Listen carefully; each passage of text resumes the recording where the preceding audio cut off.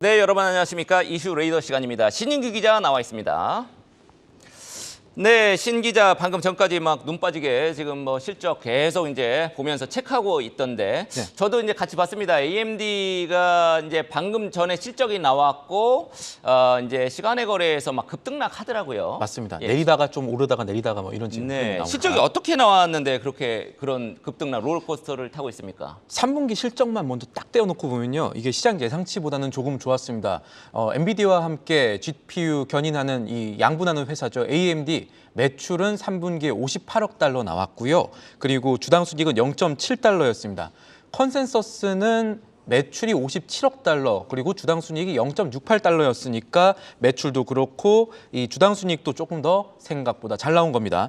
총마진율은 51%로 집계가 됐는데 1년 전과 이 전분기 분기와 비교해서도 각각 또 1%포인트 높아졌고요. 리사수 최고 경영자는 라이젠 7000 시리즈 CPU 수요가 많았고 MI300 가속기 출하량도 늘어난 등 데이터 사업 부문 성장 견조하다, 이렇게 얘기를 했습니다.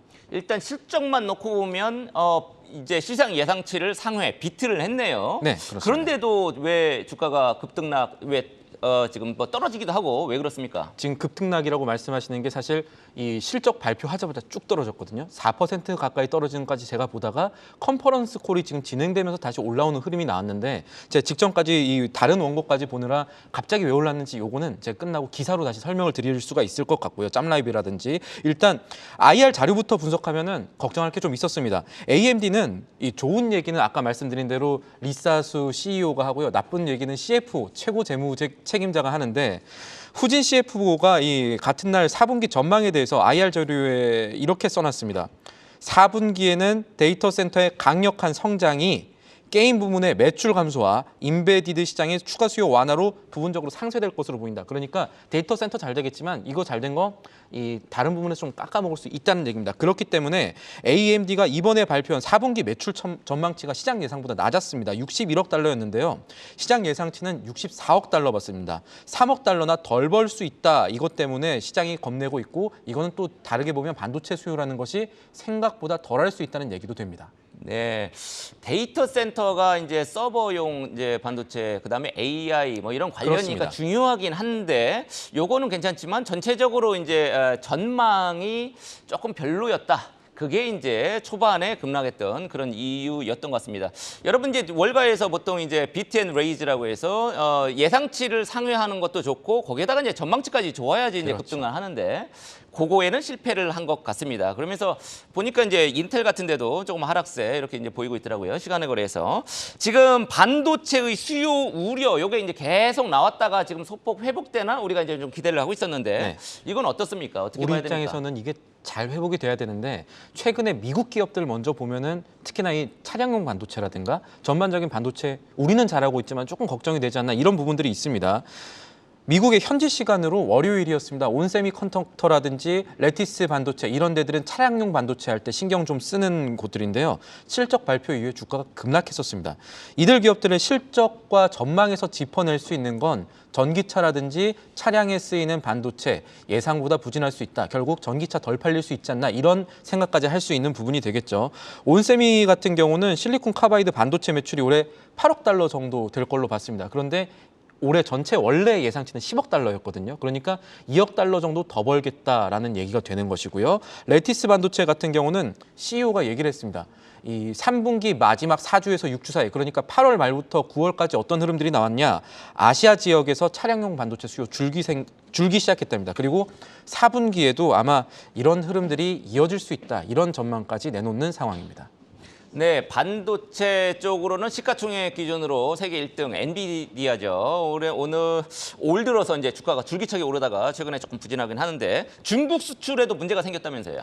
엔비디아 같은 경우는 지금 원래는 이거 문제 없을 것 같다가 문제 생긴 건데, 미국이 이 최근에 중국 수출에 대한 규제를 조금 더 촘촘히 그리고 강하게 하면서 생긴 얘기입니다. 월스트리트 저널에 따르면요, 엔비디아는 미국의 수출 규제 조처가 한 달 정도 유예 기간은 있을 걸로 보고 11월까지 계약 같은 거 다 해놓고 준비했는데 이게 50억 달러 정도 됩니다. 이 기존 계약 물량을 11월 중반까지 수출하겠다는 계획인데 이게 완전히 무산된 거죠. 왜냐하면 이 추가 수출 규제가 즉각 발효가 됐기 때문입니다.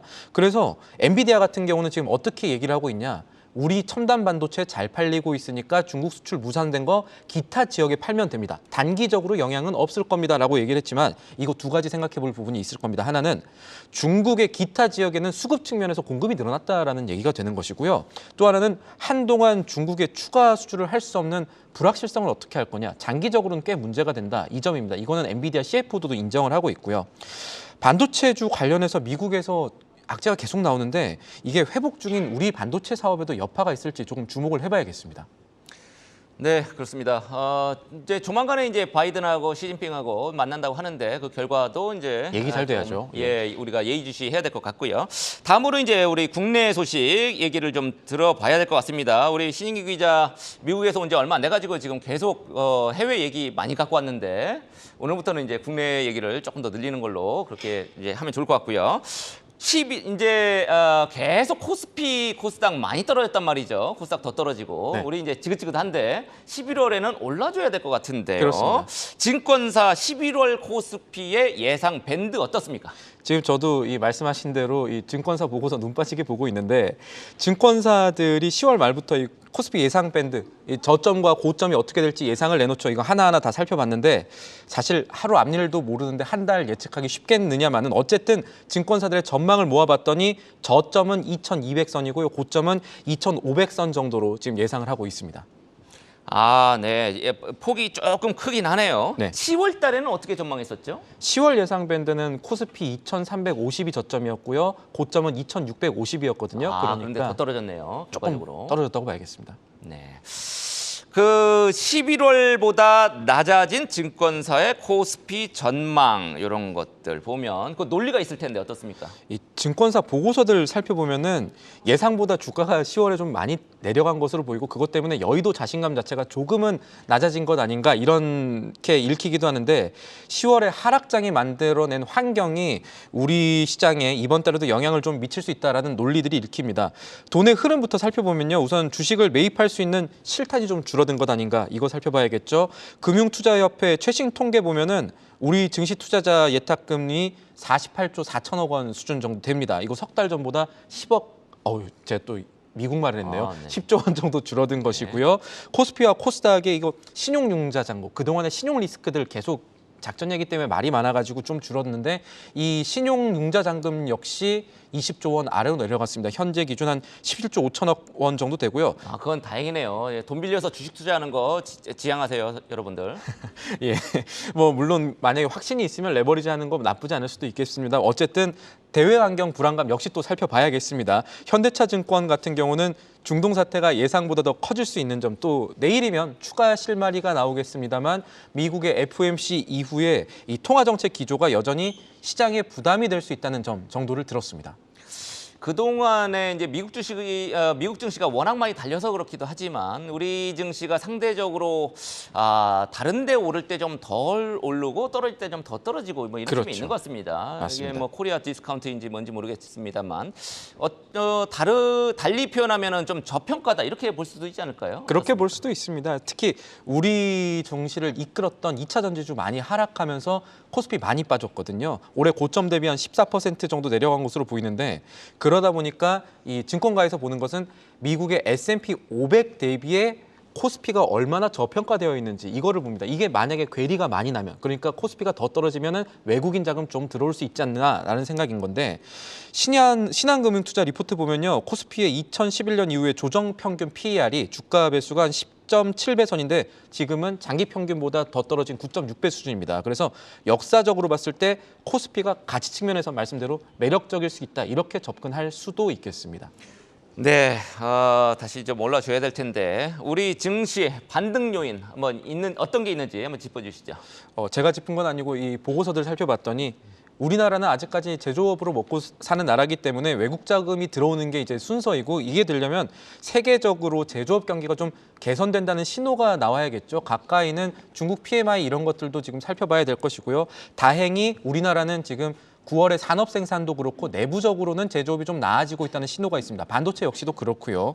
조금 더 장기적으로 보면요. 증권가들은 사실 올해보다는 내년의 기대를 조금 더 걸고 있는 것으로 보입니다. 대체로 올해보다 내년의 상승 모멘텀이 클 것 같다라는 문장들이 곳곳에 보고서에서 확인이 되고 있고요. 긍정적 시나리오를 보자면 외국인들이 이제 이런 얘기들, 뭐 제조업 개선 통해서 외국인들이 다시 들어오는 건데 이 경우에는 어떤 전략 가져가야 되느냐? 그동안에 많이 떨어졌던 특히 대형주 쪽에 수요가 있을 것이다. 이런 분석들이 나오고 있습니다. 네, 우리 항상 기대를 안고 살죠. 터널의 끝인 줄 알았는데 알고 보니까 맞은편에서 다가오는 차량의 전조등이었다. 뭐 이런 얘기도 있고 좀 조심해야 되겠죠. 어쨌든 반등 우리가 기대를 합니다. 우리가 마지막 이슈 아시아나 이사회 지금 엊그제 열렸다가 이제 결론을 못 냈습니다. 그다음에 2일 다시 그러니까 내일이 되겠네요. 그렇습니다. 열겠다 이렇게 이제 발표를 했는데 우리가 추가로 지금 짚어야 사항 어떤 게 있습니까? 지금 추가로 떠오를 쟁점 자체, 뭐 변화가 있느냐 이렇게 여쭤보신다면 사실 쟁점 자체의 변화는 없을 수가 있습니다. 아시아나 같은 경우는 화물 사업부를 팔아야 이 합병을 할 수가 있고요. 그런데 아시아나 항공의 매출 20% 정도를 차지하고 나름 알짜 사업부로 분류되는 화물 사업부 팔았을 때 주주 배임이 없느냐. 이것 때문에 1차로 지금 이사회가 정회를 하고 결론을 못 냈거든요. 이런 주주 배임과 관련한 논의들이 어떻게 결론이 날지 이거 지켜봐야겠고요. 또 하나 지난 이사회가 파행을 맞은 이후에는 이 사회이사 한 분의 이해충돌 논란도 있었다고 합니다. 한 분이 이 김앤장 법률사무소 고문인데 김앤장은 대한항공의 합병 관련 자문을 했던 곳이거든요. 그래서 당시 이사회에서 이분을 표결에서 좀 제외하는 거 아니냐. 그래야 된다는 논의들이 있었다고 합니다. 이런 사실들이 뒤늦게 알려졌는데 아시아나 같은 경우는 사회이사 선임 전에 이미 이거 법률 검토를 끝냈기 때문에 이사회에서 이거 왜 이런지 모르겠다. 우리 문제 없다. 이렇게 사실은 항공 입장에서는 빨리 이사회 되고 매각했으면 좋겠다라는 입장들이 보이는 것 같습니다. 그렇군요. 저도 뭐 그 이슈를 이제 좀 봤는데 일단 그 사회이사를 선임하는 과정에서 이제 물론 이제 대한항공 쪽에서는 원래 자기들이 법률 검토를 한 결과 여러 문제가 없었다 이렇게 얘기를 하는데 그건 논란은 있어 보입니다. 사전에 좀 불렀으면 좋았을 뻔했다. 뭐 이렇게 생각은 들고요. 그 합병의 주체는 이제 대한항공이 되는 거죠. 이제 피인수가 이제 아시아나항공이고 지금 대한항공의 지금 대응 어떻습니까? 사실 대한항공 자체는 인수에 굉장히 적극적입니다. 최근에 이사의 결정 난 거 보면 더 그렇습니다. 아시아나 재무제표 보면은 이거 한계 기업이구나라는 얘기가 저뿐만 아니라 보는 재무제표 보는 부채가 분들은 12조 원인데 지금 자력으로 그렇습니다. 생각하기가 쉽지는 않습니다. 현재. 돈 벌어서 이자 비용 내기 어려운 기업이라는 얘기고요. 현재까지는 그렇습니다. 부채 비율만 해도 1,700% 넘는데 이런 아시아나를 대한항공이 살리기 위해서 지금 7천억 원의 계약금, 중도금 이거 아시아나에 지원 좀 해주겠다. 일단 급한 불 끄세요. 이렇게 지금 하고 있는 상황입니다. 그리고 합병을 반대하고 있는 EU 집행위원회 EC에다가도 시정 조치안 지금 제출하겠다고 했고 제출한 상태입니다. 이 투자자 입장에서는 어쩌면 사실 이 이슈가 좀 길어져서 주가 변동폭이 있으면 좋지 않겠나라는 생각할 수도 있지만요. 조금 더 큰 그림으로 보면은 이거 우리나라 항공산업 어떻게 재편되느냐 굉장히 중요한 문제고 또 공적 자금 얼마나 빠르게 잘 지금 걷어들일 수 있느냐 이런 문제가 있기 때문에 내일이 모쪼록 합병의 분수령이 될지도 지켜봐야겠습니다.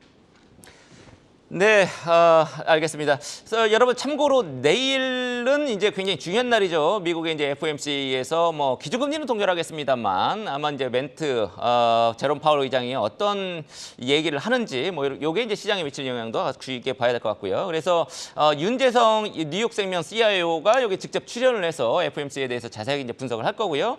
마침 또 우리 김현석 뉴욕 특파원 여기 스튜디오에 출연을 직접 해가지고 우리 특파원 리포트 코너를 같이 진행하는 걸로 그렇게 하겠습니다. 오늘은 우리 신인규 기자와 이슈레이더 지금 함께 했습니다. 수고 많았습니다.